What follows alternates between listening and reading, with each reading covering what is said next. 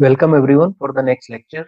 So in the previous lecture we have seen pumping lemma for regular languages, right? We have introduced the concept and we have seen the proof also. So in this lecture we will be applying that pumping lemma to prove the given languages as not regular, right? Uh, First of all, you should remember one thing. Whenever any language is given to you, and if someone is asking you whether it is regular or not, non-regular. So first of all, you try to prove it to be regular, right? Which means that we'll try to design the finite state machine or finite automata for that particular language. And if we are not able to do that part, if we are not able to design the finite state machine, then only we'll go for pumping leaf. Okay? All right. तो ये problem given है हमें. Prove that the given language is not regular and language is a raised to power n b raised to power n. तो अगर यहाँ पे हम इसकी लैंग्वेज देखें, स्ट्रिंग्स देखें तो क्या बनेगी? तो if I put this as 1, if I put the value of n as 1, then what I am getting? a raised to power n, b raised to power n को अगर मैं 1 put करता हूँ तो I'll get a b. Then if I put 2, then I'll get a b b.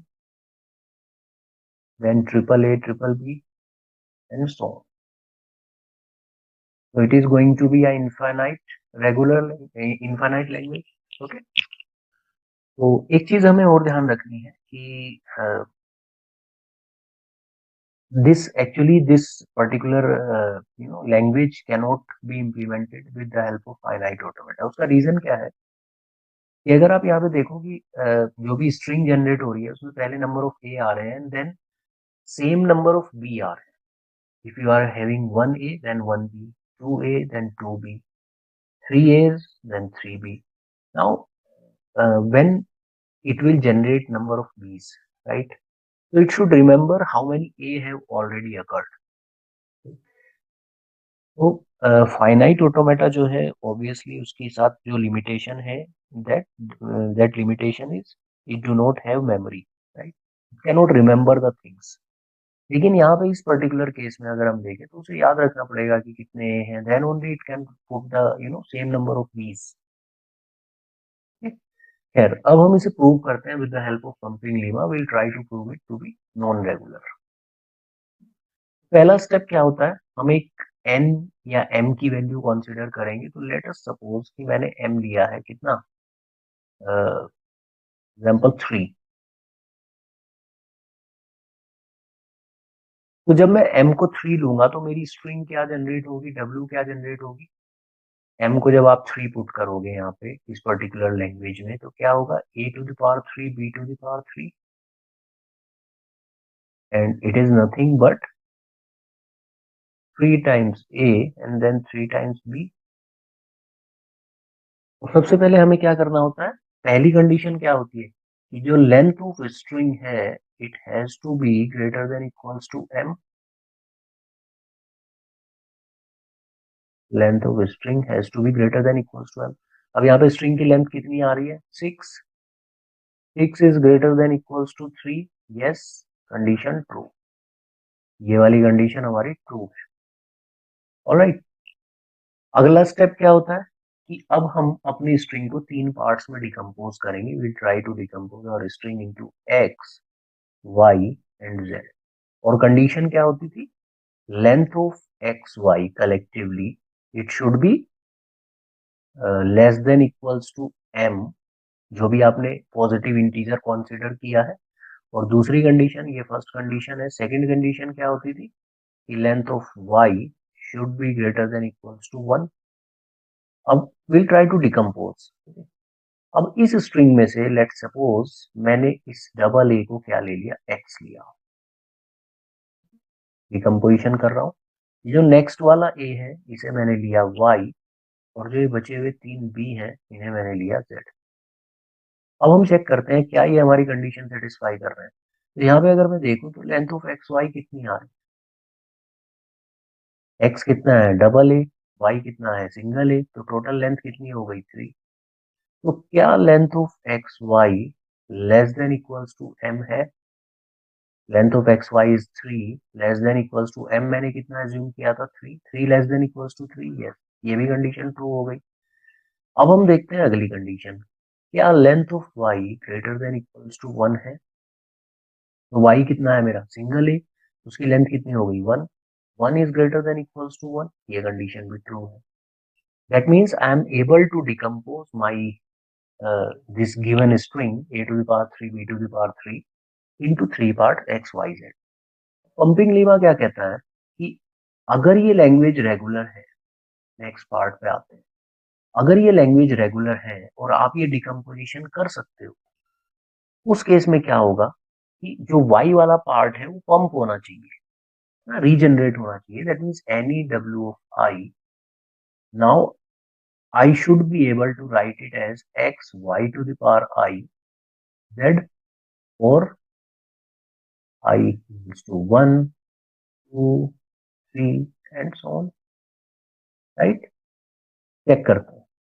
देखो 1 के लिए तो ये कंडीशन ट्रू होगी, इफ यू से कि W1 x y z, ये तो मैंने डिकम्पोजिशन कर ही लिया है। अब मेरा ऑब्जेक्टिव क्या है कि I have to look for some value of I जो मेरी जो लैंग्वेज है गिवन उसे वॉयलेट करे। तो if I take I as 2, then see what happens. W I यानी let's write W2 is nothing but X Y to the power I था ना, आई को 2 रखो, X Y to the power 2 Z. X कितना था मेरा, double A, Y कितना है, सिंगल ए, तो सिंगल ए यानी ए की पावर कितनी हो जाएगी 2, और जेड कितना है ट्रिपल बी।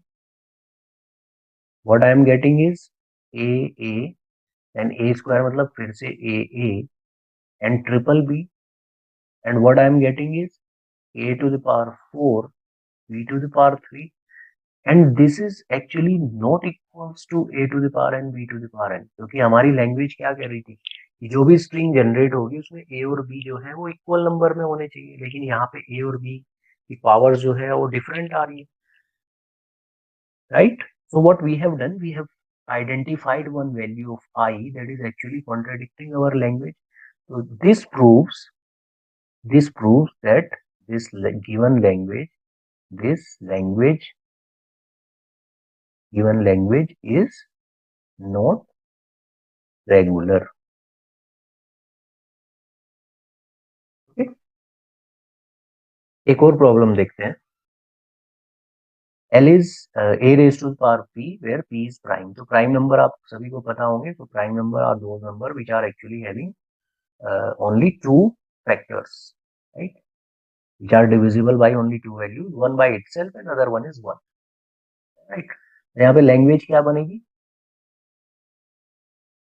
सबसे छोटा प्राइम नंबर 2 होता है, तो it is going to be a, then 3 a, 4 prime नहीं होता, 5 प्राइम होता है, तो 5 टाइम्स ए,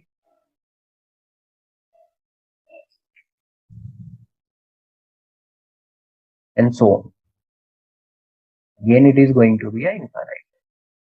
अब हमें क्या करना था, सबसे पहले हमें एक एम फाइंड आउट करना है। लेट सपोज मैंने एम को क्या लिया, फॉर एग्जांपल मैंने 5 ही ले लेता हूँ, ठीक है? जब मैं एम को 5 लूंगा तो स्ट्रिंग क्या जनरेट होगी, ए टू द पावर 5। 5 देखो 5 मैंने क्यों लिया है, 5 प्राइम भी है, और साथ में मैं चेक करूंगा कि क्या वो मेरी कंडीशन सेटिस्फाई कर रहा है। तो स्ट्रिंग क्या होगी, ए टू द पावर 5 यानी 5 times a I can write. Check करो whether the length of the string is greater than equals to m। Length of the string कितनी है 5, whether it is greater than equals to 5, yes, पहली condition मेरी true हो गई। Now I should be able to do the decomposition. तो क्या मैं ऐसे डिकम्पोज कर सकता हूँ कि लेट सपोज इसे मैं ले लूं एक्स, ना 3 पार्ट में डिकम्पोज करना है, इसे मैं ले लूं वाई, और ये बचे हुए जो 2 हैं इन्हें मैं ले लूं जेड। अब चेक करते हैं whether they are satisfying our two condition। तो first condition is length of x y collectively should be less than equals to m. तो एक्स वाई की लेंथ कितनी है 3, less than equals to m कितना लिया है मैंने 5, yes this condition is also true. Second condition क्या होगी, length of y should be greater than equals to 1। y मैंने कितना लिया है, a लिया है, यानी लेंथ कितनी हो गई 1, 1 is greater than equals to 1, ये कंडीशन भी सेटिस्फाई है। Alright, so I have done the decomposition with the given conditions. Now if this language is regular, अगर ये लैंग्वेज रेगुलर होगी, I should be able to write this. Wi is nothing but x y to the power I z for I equals to 1, 2, 3, है ना।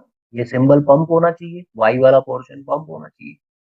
1 के लिए तो कोई issue नहीं है, so I not check for 1, let's check for 2।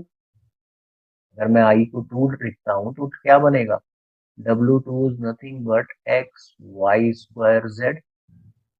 x कितना है a, y कितना है a, दैट मीन्स ये बन गया a का स्क्वायर, और z कितना है फिर से a। Alright, it is going to be a, then again 2a, and then again 2a, so that is what, a to the power 6, and here I can see it is generating a string which is a to the power 6, and 6 is actually not a prime number. It is not a prime number. So what I have done is I have identified one value of I that is actually generating a string which is actually contradicting my original condition, that is कि p prime होना चाहिए, तो उसने I2 पे वो condition मेरी contradict कर गई, ठीक है।